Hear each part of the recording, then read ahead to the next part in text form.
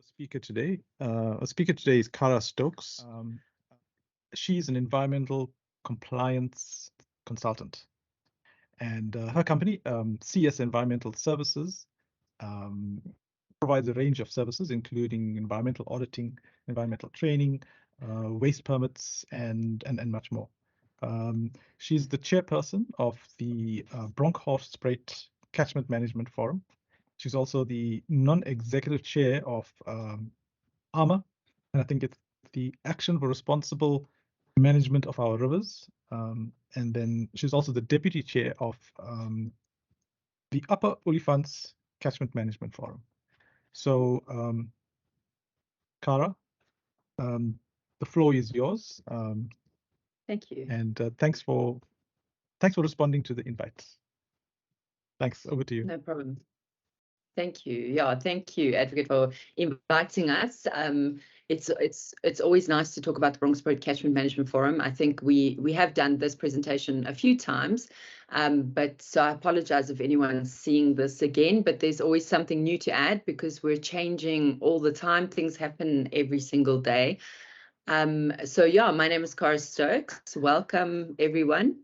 Obviously, there will be time for questions later. I just want to get this next slide in here. So we're going to just quickly go over who is the Bronkhorstspruit Catchment Management Forum, what is it, where are we, and okay, not quite when are we, but when did we start, and how long have we been around, what results we've had so far, what are the pros and cons of running the forum, the impact of the forum and the future vision of the forum, as well as who are our friends and sponsors and partners. So the bigger picture of catchment management forums is we are actually water institutional structures. So we are not mandated just yet in law, but we do fall into an area where they have stakeholder participation, and in order to have stakeholder participation, you have to have forums. So we are exactly that. We are a forum which enables active participation of a broad-based group of stakeholders in a delineated area. So we have to delineate that area. Otherwise, it would be too big or we wouldn't know where our actual jurisdiction is. So we have delineated our catchment, and it includes farmers, tourism organizations, fishing, a lot of recreational activities, mining, municipal areas, and some industries, food industries, and other. CMFs provide a cooperative and consultative management of local water. So you have to decentralize, and you have to come together as a group and decide how to manage the water resources of a specific area. So in terms of Section 82(5) of the National Water Act, a catchment management agency may establish committees, including the executive committee and consultative body. So that's us. We form part of who the catchment management agency can actually appoint to assist with functions of cooperative stakeholder-based activities. We run our CMF very much like a business. We are a non-profit company, but I'll tell you a bit more about that as well. So our current function is through guideline documents. We follow the guideline documents on how to run a catchment management forum, where you would have a charter, you would have a setup of individual committees, task teams, etc. We have signed our charter. In 2017, in December, we had a charter declaration and signing, which basically gives us our vision, our purpose, our demarcation, and the functioning of the catchment forum. So it describes what we do, what are we about, who are we, etc. The forum was first established in August 2017. So we have been around now for 6 years. Our first public meeting was in July, which was a very big turnout of people. And that was because the Bronkhorstspruit Dam had turned to a eutrophic or a hypertrophic state, and it was covered in blue-green algae. It was absolutely pea green in the middle of winter, and that really got people's attention. So we strategized, decided how do we deal with this.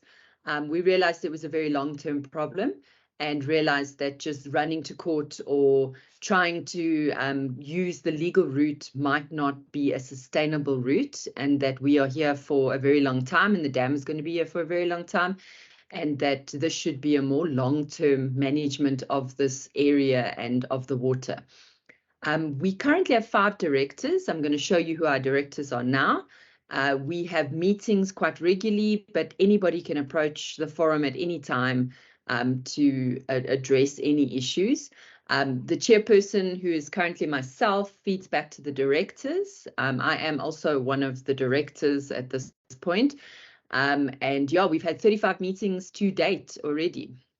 Our demarcation is very specific. We are MU Unit 22, 23, and 24, and we are part of catchment B20, B20A, B, C, D, and F, which basically covers the following rivers and tributaries and any unnamed tributaries coming into those. So it's the Honda River, which is a small river that comes out of Pretoria and joins the Bronkhorstspruit River, the Oorspruit, as well as the tributaries coming into the Oorspruit, which comes into the dam, the Koffiespruit, or some people call it the Klipspruit, which joins the Bronkhorstspruit River, the Bronkhorstspruit River itself, which flows from Delmas basically all the way down to Bronkhorstspruit town. And after the Premier Mine Dam, it becomes the Wilge River and joins the Wilge River as well. It also includes the Komdraaispruit or the Salboomspruit, parts of that, the Bronkhorstspruit Dam and the Premier Mine Dam, as well as any unnamed tributary, and there are a few that are entering into this catchment. So those are our directors.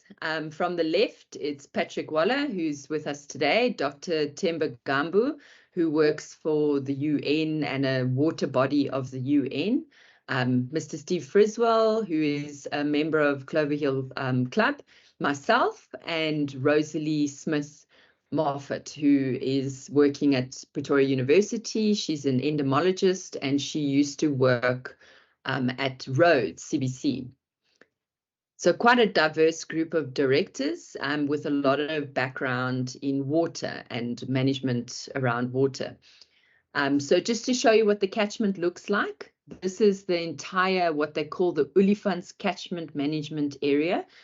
We are sitting literally at the top of this catchment. So, I mean, you can see we're just a blimp in the map here, literally. So we are Delmas, that's the Bronkhorstspruit Dam there. And well, I can't say exactly. I think the Bronkhorstspruit Dam is over here. Actually, apologies. No, it's there. I lie. Over there where my arrow is now.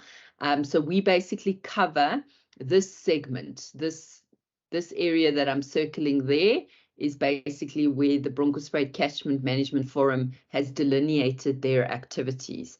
So, I mean, there's many catchments next to us, many catchments continuing down. It eventually comes out close to Shai. So it goes into the Kruger Park eventually and goes into Mozambique and comes out into the Indian Ocean. And basically, we are the headwater of all of that happens. We've identified all the activities in the catchment. We have a lot of tourism activities. You can see here, this is all tourism-based activities. We have a lot of coal mining in our area. These are all coal mines. The yellow polygons are all coal mines. We have a number of wastewater treatment works, which are all identified as these little barrels falling over. We have a lot of farming, a lot of chicken farming, beef farming. We have a lot of beef feedlots in our area. And there is a lot of prospecting for coal happening in our area. So we have a lot of activities of interest and a lot of activities that can potentially also detriment the water quality of the catchment. And that all leads to the tourism area. So we need to keep this area as clean as possible so that these touristic activities that occur downstream are not negatively affected by everything that's happening upstream. We also have issues surrounding invasive aliens. We've got hyacinth, we've got black wattle, poplars, sabania, a number of invasive issues, which we have got plans for. We also have heavy metals and silting, which has been done, studies have been done on that. We have some illegal mining happening, and we potentially have acid mine drainage. We definitely have acid mine drainage in the Wilge River, and we are investigating acid mine drainage coming into the Bronkhorst River as well. So those are our areas of concern and our typical land uses. What the negative impacts that these things have is eutrophication, where there's too many nitrates in the water. You end up getting algae and bacterias and invasive plants that end up compensating for the excessive nitrates and phosphates that are in the water. We have risk of diseases like bilharzia, cholera, other types of waterborne diseases that exist in the areas, atmospheric toxins and emissions, contaminated groundwater, loss of biodiversity, especially in indigenous biodiversity. We have got a very big imbalance with the fish in the dam. The dam is mostly bass, which creates a huge imbalance, and bass eat smaller fish, so it does not allow for the smaller indigenous fish to proliferate. We have acid rain, waste and litter, not so much luckily, but definitely it does exist. Traffic is increasing, and this all leads ultimately to a loss of environmental well-being around those areas, as well as economic losses.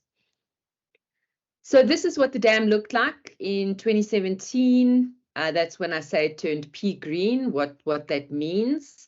It's very toxic. This is cyanobacteria.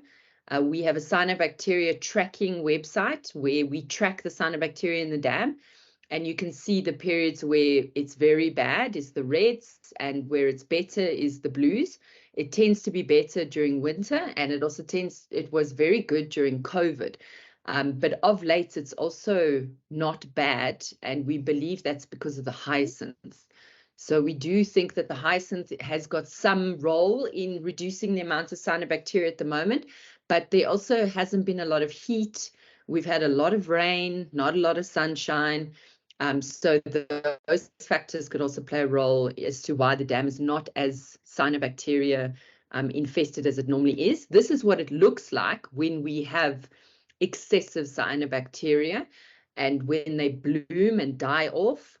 And this is basically every year, the same time of the year, we have the same type of behavior from the cyanobacteria. It starts to die off, it starts to increase, bloom, and creates a massive nuisance, an absolute nuisance for anyone using that water.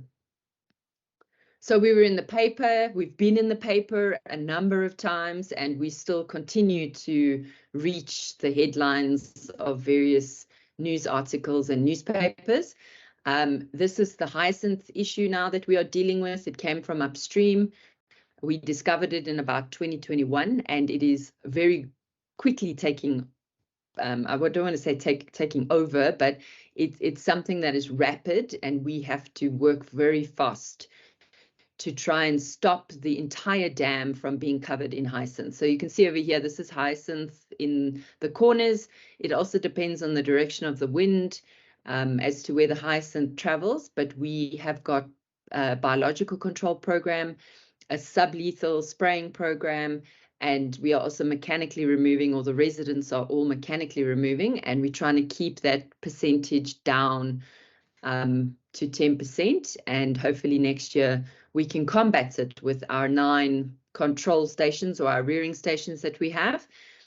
We've been testing water quality in the catchment for the last year. This month will be our last month of sponsored testing, where we are testing 2 different points, upper and lower, coming into the dam. We have noted that the mini SASs that we've been doing are correlating with the water quality results. And we had an incident, shall we say, in September, October, that area, where suddenly the average score dropped dramatically, And it also showed in the water quality, and even the visual, I mean, the visual of the water quality was enough to show us that there had been a pollution event that had occurred. We're not sure where it came from. We are expanding the study, or expanding the water quality program, so that we can start actually determining which industry is having what impact on the greater catchment. So you can see here where the mini-SAS score dropped due to an incident that occurred. It has improved, but the score has not improved a lot. It's kind of staying around 5, which is still a highly modified catchment. So it's not ideal in any regard. We have some polluters in the catchment who we struggle to stop from polluting, even through reporting them numerous times, sending evidence and information to the departments, reporting them to multiple departments. We are really struggling with some polluters that the department is not dealing with. So this is just an example of one of them. This goes into one of the tributaries that enters the Bronkhorstspruit River. So it goes down here and it enters the Bronkhorstspruit River over here and makes its way all the way down to the dam. And this is the typical quality that we are looking at with regards to that effluent, and it is well outside of the spec of what it should be. And this could have been going on for a decade already.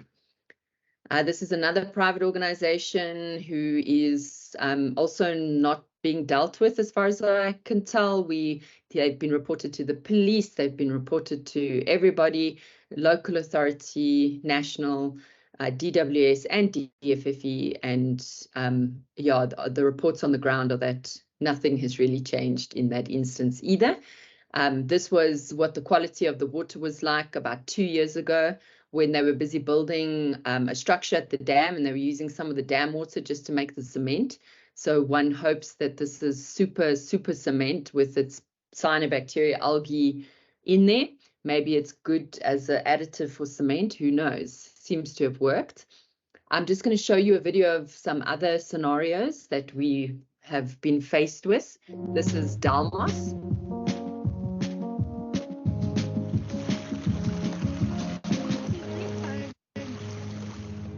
Oh, sorry.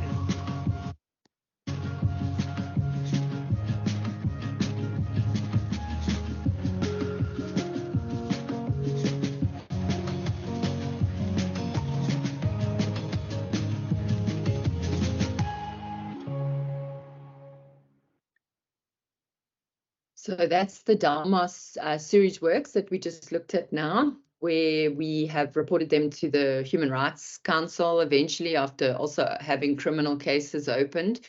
And DWS were very involved in that one, but it was actually more the HRC that caused them to have action. But the action is that they've now committed to putting down 220 million on building a new sewage farm, or improving the existing one and then upgrading the sewage farm. But currently there's no work happening. The emergency repairs were done, and that cost about 7 million, or I think it ended up going up to about 10 million, the emergency repairs that they started with. But nothing has changed with the water quality at all. So even after 10 million rands worth of emergency repairs, there was zero improvement on the incoming or the outgoing water quality. And then the next video I'm going to show you is in Bronkhorstspruit town, where they have constant overflows from pump stations due to blockages or electricity outages, whatever the reason might be at that time. That's the Bronkhorstspruit River. This is a pump station that's not efficient, or was not working for about 30 days. So for about 30 days, this raw sewage from Bronkhorstspruit flowed into the river. And there is the burst manhole top there. You can see the burst manhole over here, because the pump station is not operating. So it's pushing back, and it's finding the... This trench is newly dug, so that it can flow straight, bypassing the pump station that's congested, and it can flow straight into the river. So, and that was quite some years ago. That was 2020 already, and those problems are still persistent today.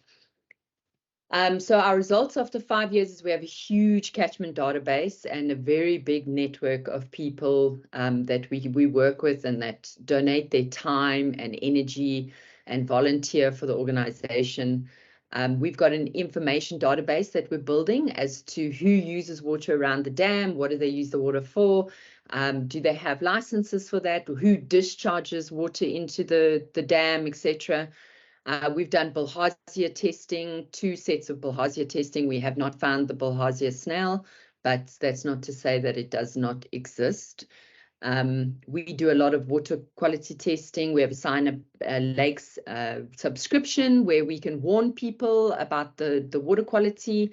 We've opened numerous cases. I have about a list of about 7 cases open. We oversight the wastewater treatment works to see what they are doing with their improvements. We do fundraising. We have a wetland team, a wetland and rehab team, which is very exciting, which involves a number of individuals who donate their time to helping us design wetlands for the catchment, because we know that wetlands are the long-term solution. So we've also been applying for funding for that, and we are looking for various partners to develop those wetlands. We also work together with the universities. We work with UJ, we work with Rhodes, we work with any education institution. We work with DWS and citizen science. We have alien invasive removal programs. We work with the Department of Forestry, Fishery and Environment. We have 9 rearing stations now and no longer 7, I believe. So yeah, lessons on establishing this forum. Lessons that I personally have noted is things like having someone who has an environmental background or an engineering background or a legal or conservation or scientific background as the chairperson of a forum is very, very beneficial, so that you can answer a lot of questions in the forum immediately that might be unnecessary or lead to more doubts and not actually assist with building the knowledge of the people. Keep the media or keep the community up to date. So we have newsletters and social media and emails and that sort of thing, WhatsApp groups to keep people up to date. We try and involve the councillors and the municipal officials. We do have some councillors that are very involved, especially from Dalmar's side. We network as much as we can. We also support other NPCs and various educational institutions. That really helps your forum. It builds scientific knowledge. It builds, it gives you something to work with in a case. It gives you evidence. Actually, do your research, dismiss negativity, and try not to let your emotions drive any of your decisions, which is obviously a human trait that a lot of us have, and it's something you have to be conscious of as well. Try and present information in layman's terms. We do struggle with that. Try and keep things, on a level that everyone can understand.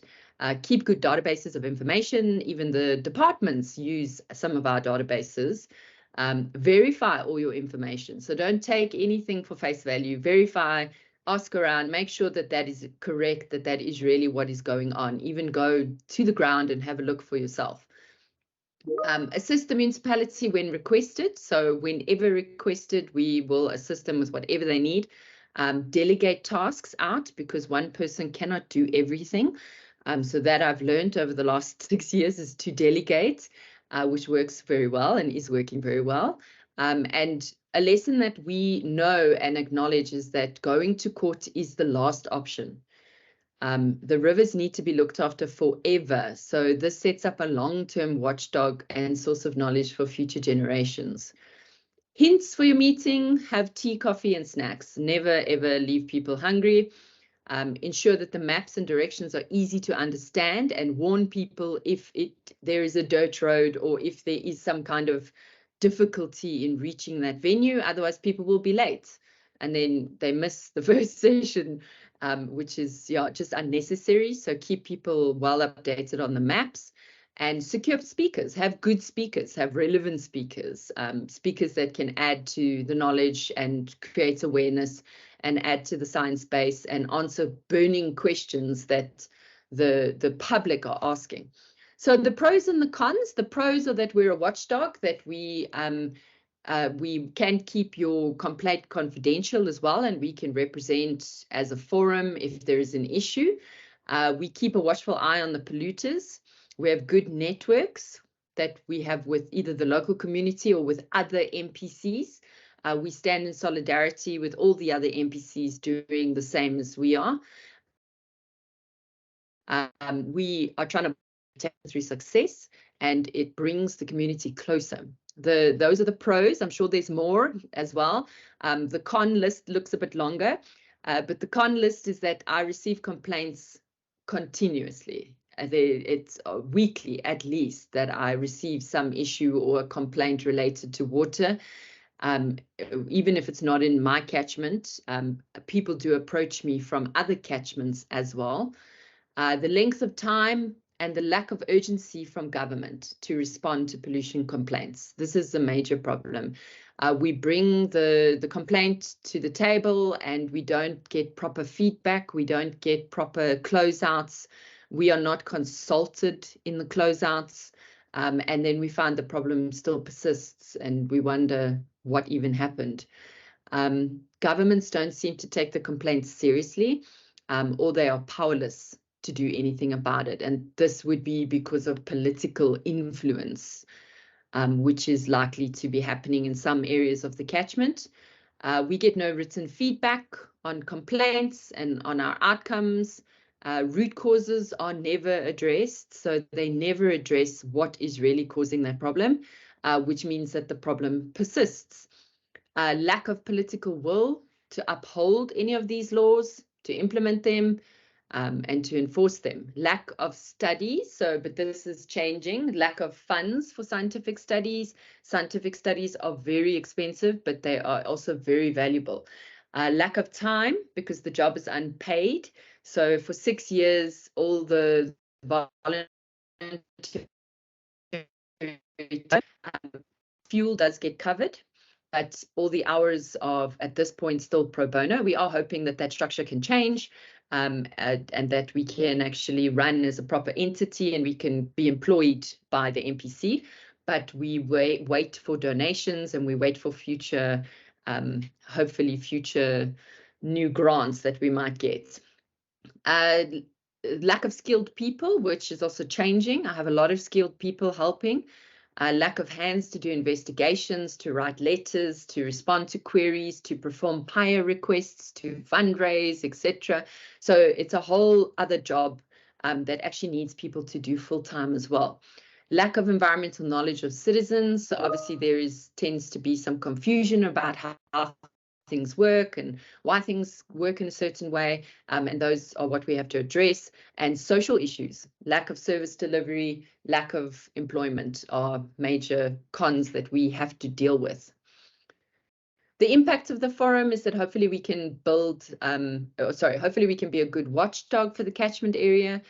We can have good relationships with local communities, local companies, with the EMIs, the Blue Scorpions, private scientists, relationships with our local universities and schools, relationships with our local media, and relationships with other NPCs that do the same thing as us, like ARMA, HENOPS, Hearties, MAP Forum, Save the Vol, etc.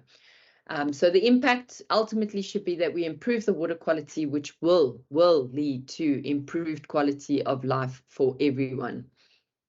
The future vision, this is, I think, my last slide, is to continue to report to the Catchment Management Forum or the Catchment Management Agency, create partnerships, have a proactive and not a reactive approach, rehabilitate the catchment, have apps for reporting things, a structure of water warriors where people can actually monitor the river, develop tools, assist officials, and be the eyes and ears on ground, achieve catchment quality objectives and better. We would like to actually have a better quality than what the objectives have at the moment. Ensure that the polluter pays, that they rehabilitate, that they uphold the law. Act as a mediator, ensure that environmental authorization holders report to us and comply to the authorizations and hold accountable for what they're legally required to do. So here's just some examples of our friends and partners and people that we have done work with in the past and that support us as well. And that's the end of the presentation.